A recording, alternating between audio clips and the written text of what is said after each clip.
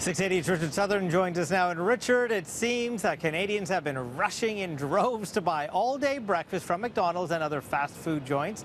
You're taking an exclusive first look at the numbers. Yeah, that's right. So starting back in February, Francis, McDonald's and A&W started offering breakfast 24 hours a day, and McDonald's doesn't break out its Canadian sales, so they don't detail exactly what they're selling. But numbers I'm getting here exclusively from the NPD Group show Canadians are hungry for all-day breakfast. Look at this. Since February, Canadians are eating 140,000 more breakfast sandwiches a month, and since February, Canadians are eating 240,000 more hash browns a month. Breakfast in the afternoon growing at a 5% clip, and we're seeing sales apparently peak between 6 and 8 p.m. So Canadians loving breakfast for dinner. The big concern here has been that McDonald's would sort of cannibalize other parts of its menu. People would not be buying the more expensive burgers and they'd be buying the breakfast instead. But numbers I'm looking at here show that has not been the case. The average bill size at McDonald's has actually gone up since February, and that indicates, Francis, that people are just adding on some of these breakfast items to their regular order. So look for other chains like Tim Hortons to perhaps start to roll out all-day breakfast, because it has been successful for McDonald's. You know, we're just party animals. We wake up late, right? It's like 4 in the afternoon. We need breakfast. Absolutely, and it works any time of day. And you know, Canadians drink a lot of coffee, and these sort of items tend to go well with coffee too. Right, blueberries, and the crop is massive, and it's causing prices to fall for farmers, but not so much for consumers. Yeah, not yet, but the blueberry crop in North America near a record high. Canada and the U.S. producing 400 million pounds of wild blueberries last year, double the average. The crop this year expected to be as big, if not bigger. Prices to farmers plunging from nearly $1 a pound back in 2011 to just 25 cents a pound today. U.S. blueberry farmers suffering a bit more than those in Canada because our favorable exchange rate is helping to sell our blueberries. The drop in prices to farmers hasn't trickled down to retail customers yet, although you may expect to see blueberry prices trickle lower as the summer wears on, Francis. Cannot wait for the blueberries to hit the height of the season. They're good for you. They're so delicious.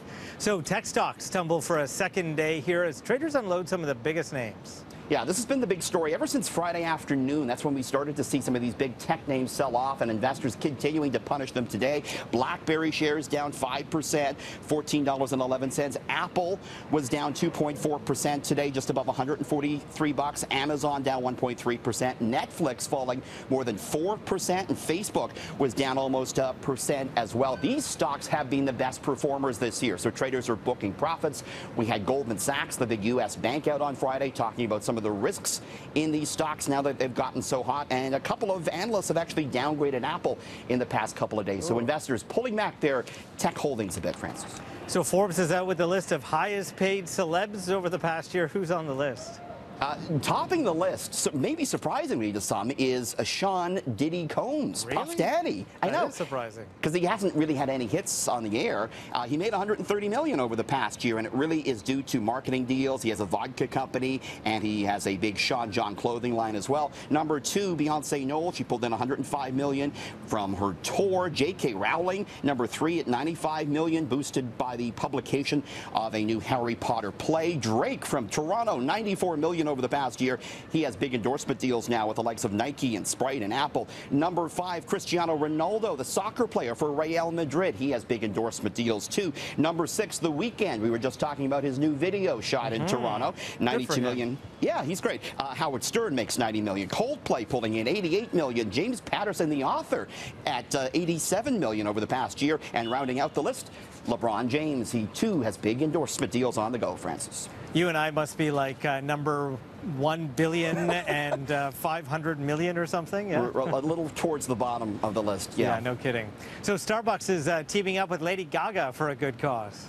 Yeah, this is interesting. Starbucks Canada just announcing this today. They're teaming up with Gaga for a set of highly brightly colored summer drinks, and we're looking at some of them here, new summer drinks. And they're going to give these so-called cups of kindness. They're going to give 25 cents from each of these drinks to Gaga's Born This Way Foundation, which has an ongoing campaign to encourage kindness. The drinks includes 2 of Starbucks' famous pink drinks and 2 new beverages as well. Starbucks contributing a minimum of $250,000 to Gaga's foundation, Francis. So no Gagachinos, just a fruity summer drink. Yes, these look like they're very good easy to drink cost. for summertime. We had the Chocochino a couple of weeks ago here. It was very heavy. All right, thank you, Richard. Thanks.